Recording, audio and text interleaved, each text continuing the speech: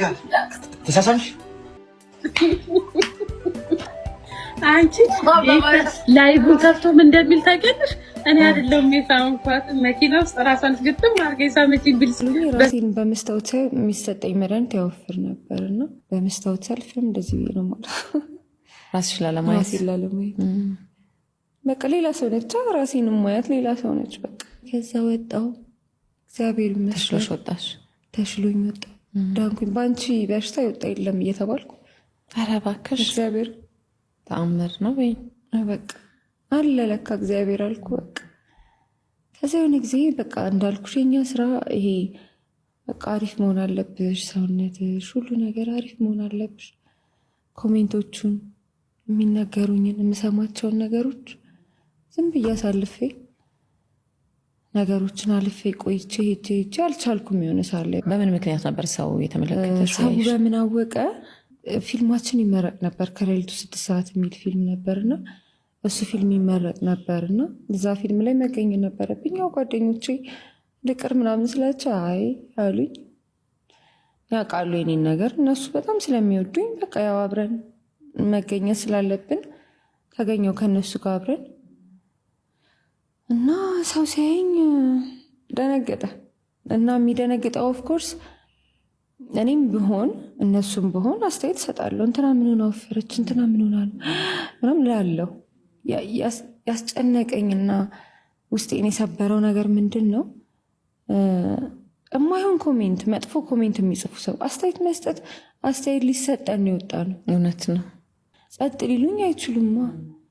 አንድ ብለው የሚያውቁኝ ሰው 2-3 ሆነች ሲያገኙሽ ኦፍኮርስ አስተያየት መሰጠቱ አይቀርም ግን እሱን ተቀብያለሁ። ግን ከዛ ውጭ የሚጽፉት ሰዎች በቃ ሰበሩኝ።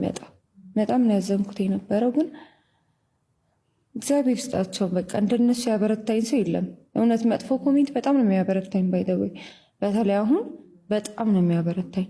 ግን የዛ ሰሞን ጠፋው። ምንም አይነት ሶሻል ሚዲያ አልጠቀምም። አጠፋው፣ ስልኬን አጠፋው። ጠይቂያት መቼስ አብዳ ነው መሳሳሙንስ ኦኬ። እሱንም ያኔ ይሄ ቤላ የሚባል የአቡዳቢ ድንግል የተረገመ የሆነ ነገር አርጓት ነው የመጣችው ከንፈሬ ላይ መጀመሪያ ቀንም በመጣጣ የለው እንጂ እንደዚህ አይነትም የሚያቀላልድ ነገር የለም። ኦኬ ምንም አይነት እሱ ነው መጀመሪያ ከዚህ እንትን ያላ ምንም አይነት ነገር የላችሁም። ግን ይሄ የተረገመ ምንም አይነት ግልኝ ይሄ ህብረ ሰረሰራዊ ግንኙነት የለንም። ኦኬ ዝም ብሎ መሳሳ አንዴስ በመጠጣ አሳሳተች። ሁለተኛውስ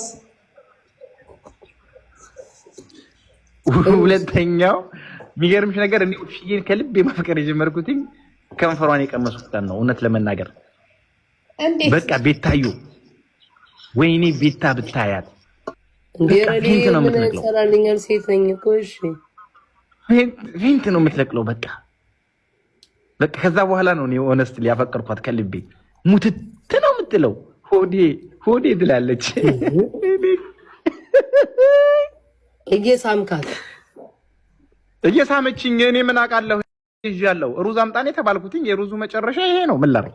ሩዝ ላድርስ ነው የሄድኩትኝ። በቃ ደግሞ ምታናድደኝ 5 ሰከንድ እኮ አትስመኝም። 5 ሰከንድ አትስመኝም። በቃ የሆነ በቃ እንደዚህ ንክት ምልስ ምኑ እንደሚያስደስታት አላውቅም። ወስውሳኝ እየመለሰችኝ እኔ ከዛ በኋላ ነው እውነት ለመናገር ግን ያፈቀርኳትኝ ከልቤ። የሆነች ድንቡ ማትጠገብ ከንፈር አሁን አንተ የደበረክ ሙሉን ታሪክ ስላልነገረችን የደበረ አዎ የኔ አይ መጀመሪያ ጓያልኩበትኝ ሰሞኑን ጓያልኩበትኝ ፍቅረኛ አልነበረም በማለት አልነበረም ዩቲዩብ ላይ ላፈምሰው ቲክታክ ላይ ላፈምሰው ገንዘብ ላሰራው ብዬ ነው በማለቷ ተናደርኩኝ። ከዛ ደግሞ አላህ ደግሞ የልቤን አይቶ ደግሞ አንቺን አንድ ነገር ሳንነጋገር ምን ሳለን ስትጠይቂያት ደግሞ ፍቅረኛ እንደሆንኩኝ እንደነበርኩኝ ራስሽ በራሳችሁ መንገድ አረጋገጣችሁ። መቼስ አካውንቴ ኦኬ ሊፈምስ ነው ገንዘብ ሊሰራ ነው። ከንፈሪስ ምን ሊሆን ነው? ከሷ ከንፈር ጋር የሚገናኘው ሊፈምስ ነው። ከንፈሬም የህዝብ ሊሆን ነው። ከዛ ሊፈም ከንፈር የምንጠፈምሱ እሺ ይሄን ንገሪኝ። እሺ አካውንቴን እሺ ልታፈምሰው ነው። ዩቲዩብ ኦኬ ገንዘብ ልታሰራኝ ነው። ከንፈሬ ላይ ምን ልታረግ ነው የመጣችው? እሱም ሊፈምስ ነው። ያዥልኝ በአደባባይ ነው ፍቅረኛ አይደለም ላፈምሰው ልርዳው ብላ በቃ ካሁን በኋላ እስከ ዛሬ የነበረ ነገር ውሸት አይደለም። ፍቅረኛ የነበረች ፍቅረኛዋ ነበርኩኝ አለቀ። ከዛ በኋላ ሰው ታዲያ ለምንድን ነው እኔ ደግሞ ላንተ ላይ ፍቅረኛ ከነበራችሁ ለምን አንዴ ብቻ ነካ እያደረገች የምታልፈው ሙሉ ማክስ ነው? ምን አቅላታለሁ? ይሄ እኔም ጥያቄ ነው። ምን አቅላታለሁ? ወይ ጀምር ወይ ጨርሳጨር ይበል ነው። አረ እኔ አላውቅም።